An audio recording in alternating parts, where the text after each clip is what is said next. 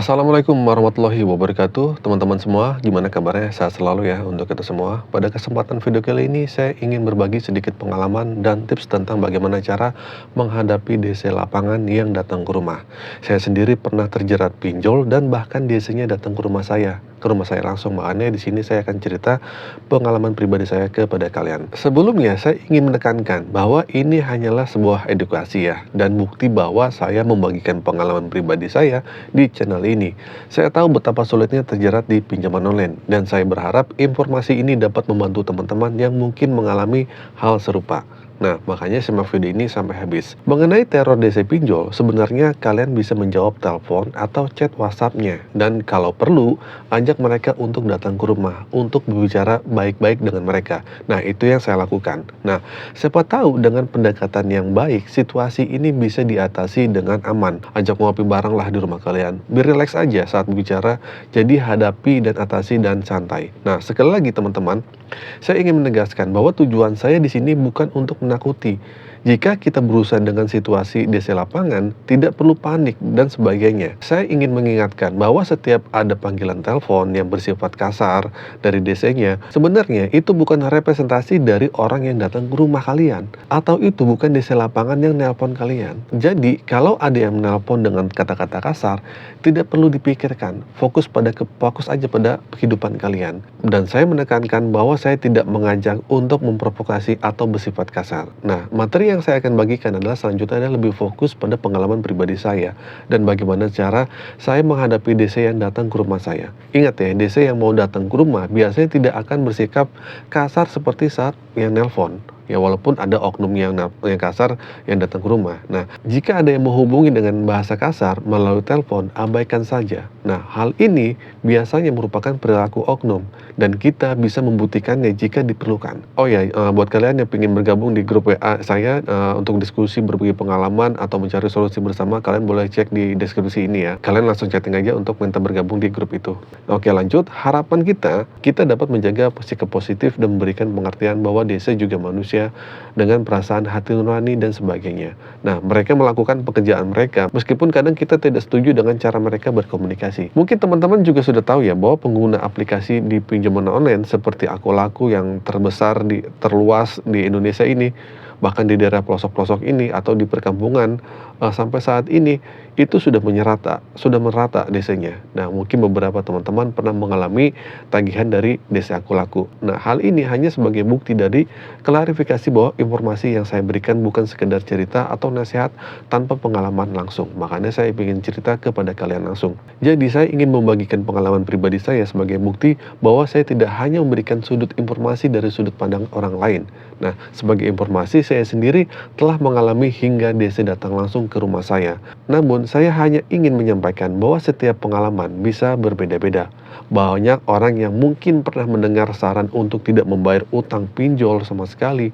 Namun saya paham ya, bahwa setiap situasi ini bisa berbeda-beda setiap orang. Terkadang orang yang memberikan saran tersebut mungkin belum merasakan tekanan dari panggilan telepon, pesan, WhatsApp, atau ancaman DC yang setiap hari atau DC lapangan yang datang. Nah, oleh karena itu saya berbagi pengalaman ini sebagai informasi tambahan untuk kalian yang sedang mengalami gagal bayar di aplikasi pinjaman online. Mungkin banyak yang mengatakan galbas saja, nggak usah dibayar. Namun, keputusan tersebut sebaiknya diambil setelah mempertimbangkan situasi dan dampaknya. Banyak orang yang memberikan saran tanpa pernah mengalaminya sendiri situasi tersebut. Mentalitas mereka mungkin berbeda dengan orang yang telah didatangi DC lapangan atau DC debt collector pinjol dan dihadapkan sendiri oleh teror DC yang meneror-neror kalian. Jadi di sini saya sedikit berbagi cara ya menghadapi DC yang datang ke rumah. Jika teman-teman sudah sering dihubungi melalui beberapa aplikasi, terutama sudah pernah ditelepon di WA dan sebagainya, dan DC tersebut ingin datang ke rumah, teman-teman bisa menghadapinya dengan tenang. Nah, pertama yang saya lakukan saat menerima panggilan telepon, tinggal angkat aja ya, dan katakan bahwa teman-teman siap menerima kunjungan DC tersebut meskipun pada saat itu teman-teman tidak memiliki uang atau belum memiliki pegangan untuk membayarnya. Tinggal balas saja teleponnya dengan sikap positif, pokoknya beres aja lah, bodo amat DC itu mau datang apa enggak. Saat DC bertanya di mana teman-teman berada, lokasi di mana, dan DC-nya menyatakan ingin datang ke rumahnya, teman-teman bisa merespon dengan ramah, misalnya dengan menyatakan, saya siapkan uangnya Pak, silahkan datang. Meskipun kenyataannya teman-teman mungkin tidak memiliki uang pada saat itu. Ini adalah cara untuk memberikan kesan bahwa kita berusaha bekerja sama, ya. Jadi jangan takut atau merasa terintimidasi. Sambutlah DC dengan baik saat datang ke rumah. Biarkan mereka masuk, berikan minuman kopi atau cemilan sebagai tanda silaturahmi lah gitu. Kalau DC ingin datang ke rumah. Nah, ini bertujuan untuk menciptakan suasana yang lebih terkendali dan dapat memberikan kesempatan untuk berbicara secara terbuka kepada DC-nya. Nah, jadi ketika DC sudah di dalam rumah kita, teman-teman bisa mengajak duduk ngobrol secara baik-baik. Katakan bahwa meskipun pada saat itu teman-teman belum dapat membayarnya. Dan akhirnya teman-teman ingin membicarakan dan mencari solusi bersama. Ingatlah ya, mau menghadapi DC tidak perlu ditakuti. Berkomunikasilah dengan tenang dan tetap menjaga sikap yang positif. Saat kita dapat menciptakan situasi yang baik dengan berbincang-bincang dengan DC lapangan yang datang ke rumah teman-teman, mungkin teman-teman dapat mengajak berbicara secara santai dan saling berbagi pengalaman. Nah, setelah itu teman-teman bisa menyampaikan dengan jujur bahwa kita memahami tujuan kedatangan DC terkait hutang. Ya pokoknya dia pengen nagih kan. Berkatalah dengan jujur, mohon maaf Pak jika Bapak datang ke sini untuk menagih hutang saya gitu. Bilang aja, saya ingin bercerita sedikit Pak tentang kondisi saya.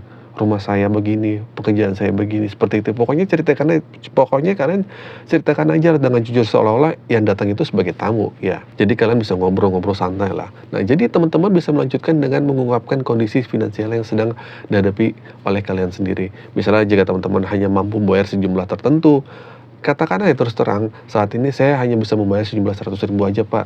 Saya berharap Bapak dapat memaklumi kondisi saya Pak saat ini gitu. Pokoknya jangan ragu untuk menunjukkan emang kalau kita emang nggak bisa bayar dan kita emang sudah tidak mampu. Tetapi jangan terlalu berkomitmen melebihi kemampuan finansial Anda. Pokoknya kalian jangan menjanjikan pembayaran. Atau kalau teman-teman punya uang, mungkin kalian bisa bayar sesuai dengan kemampuan yang ada di kantong kalian. Misalnya di kantong kalian ada 100.000, mau nggak Pak bayar 100.000 gitu. Tapi dengan cara bayarlah lewat aplikasinya, jangan lewat ke DC pinjolnya. Jadi intinya penting tetap jujur dan terbuka mengenai kondisi finansial kita. Dengan demikian kita dapat menciptakan ruang untuk negosiasi yang lebih baik dan mungkin membuat hati DC menjadi lebih lembut. Meskipun sekeras apapun DC lapangan, ketika kita mampu bercerita apa adanya dan jujur, ya saya yakin ya di dalam diri mereka si DC ini yang datang juga terdapat hati nurani yang dapat memahami dan mungkin membantu kita. Maka dari itu, di sini penting ya untuk menciptakan hubungan manusiawi dan membangun kesempatan untuk saling memahami. Dengan menyampaikan kejujuran mengenai kondisi keuangan kita, dapat membuka peluang untuk diskusi yang lebih positif. Selain itu, memberikan penawaran yang realistis dan tidak berlebihan, juga membantu menciptakan kepercayaan. Pokoknya nggak usah ada ribut-ribut lah gitu. Kita tahu lah kalau DC yang datang itu sebenarnya beberapa orang yang datang itu oknum. Mereka nggak bawa surat SPPI, nggak bawa surat apalah gitu, surat kuasa dan sebagainya gitu. Kalau kita pertanyakan, ujung-ujung emang akan ribut. Terserah kalian deh. Kalau kalian pingin ribut seperti itu, silakan. Mungkin kalian boleh tanya mana suratnya, mana kelengkapannya. Nah, mungkin dia akan bilang, kalau saya nunjukin, emang kalian pengen bayar. Nah, ujung-ujungnya akan ribut. Daripada ribut-ribut seperti itu, saat DC itu datang, saya berbicara seolah-olah yang datang adalah orang biasa. Ya, duduk, ngobrol, dan saya tidak membebani pikiran saya bagaimana kalau yang datang itu adalah DC-DC yang galak. Jadi akhirnya terciptalah gimana komunikasi yang positif. Tidak harus mengusir DC secara barbar. Pada intinya juga DC adalah seorang manusia yang dimana saat dia dipermalukan, DC juga akan merasa dimana dia akan mengkonter dirinya sendiri. Akhirnya terjadilah sebuah keributan yang tidak bisa kita hindari. Nah, penting juga untuk tidak terlalu membebani diri dan hanya berjanji sesuai dengan kemampuan kita nih. Nah, memberikan kabar baik jika kita memiliki uang nantinya adalah langkah yang mungkin yang bijak gitu kan, atau menyampaikan dengan hormat dan membuat DC itu memahami situasi kita. Pendekatan yang ramah menyambut dengan baik saat DC datang, menawarkan minuman atau memberikan cemilan sebagai tanda silaturahmi, mungkin bagi saya adalah cara yang baik untuk menciptakan situasi yang positif. Nah, sikap yang baik dan saling menghormati dalam komunikasi dapat membantu mengurangi sebuah ketegangan. Pokoknya nggak ada ribut-ribut lagi lah gitu kan, nggak bikin tetangga malu atau akhirnya tetangga tahu gitu. Dan benarnya juga teman-teman juga harus jujur dan tidak mengada-ngada saat berbicara. Jangan takut untuk menyampaikan apa adanya. karena kejujuran adalah kunci dalam berkomunikasi, terutama dalam situasi seperti ini. Saya yakin bahwa dengan memberikan informasi yang jujur, kita dapat menciptakan dialog yang lebih efektif dan membangun pemahaman bersama. Sebenarnya ya, kalau kalian tahu, dalam bisnis sebenarnya DC itu tahu posisi kita, bahwa kita sedang memiliki uang atau tidak. Yang perlu diingat adalah bagaimana kita bersikap jujur. Ketika kita sudah jujur, biasanya DC akan memaafkan. Jika tidak, mereka sendiri juga sering memaklumi karena memahami kondisi keuangan kita. Kunci dari situasi ini adalah memberitahu DC bahwa kita sedang tidak memiliki uang atau tidak punya uang. Nah, pertama, DC tahu apakah kita memiliki uang atau tidak. Dan kedua, mereka tahu apakah kita sedang bicara jujur atau tidak. Dan ketiga, DC tahu apakah kita menganggap enteng hutang kita atau benar-benar ingin membayarnya. DC sebenarnya tahu hal ini karena mereka sebenarnya sudah menerima pelatihan ya. Mungkin juga mereka kan sudah ada SOP-nya, mungkin ada briefing dari atasannya gitu. Nah, oleh karena itu beberapa tips yang saya berikan biasanya berhasil dan membuahkan hasil. Nggak usah ribut-ribut lah pokoknya. Ribet dan itu malah bikin kondisinya jadi makin kacau. Insya Allah dengan bersikap jujur saya berhasil menjalin hubungan baik dengan DC sampai saat ini. Tapi semua tips yang saya berikan ini semua tergantung kalian ya, tergantung Anda. Kalau kalian sukanya marah-marah sama DC, silakan. Kalau kalian suka pakai cara dengan beradu argumen sama DC ya silakan. Tapi bijaknya kita seharusnya yang punya hutang ya jangan marah-marah dulu karena sudah hukum alamnya ya begitu. Semoga informasi ini bermanfaat bagi teman-teman semua. Sekian dan cerita tips dari saya. Assalamualaikum warahmatullahi wabarakatuh.